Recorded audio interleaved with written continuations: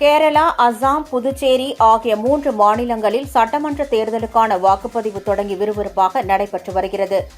தமிழ்நாடு, கேரளா, புதுச்சேரி, மேற்கு வங்கம், அசாம் ஆகிய 5 மாநிலங்களுக்கான சட்டப்பேரவைத் தேர்தல் தேதி கடந்த மார்ச் மாதம் 15ஆம் தேதி அறிவிக்கப்பட்டது.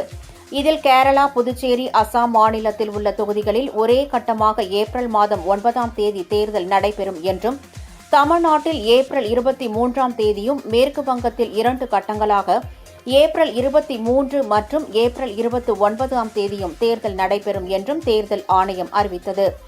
இதனை முன்னிட்டு கேரளா, புதுச்சேரி, அசாம் ஆகிய மாநிலங்களில் கடந்த 23 நாட்களாக நடைபெற்று வந்த அனல் பறக்கும் பரப்புரை நேற்று முன்தினம் மாலையுடன் ஓய்ந்தது.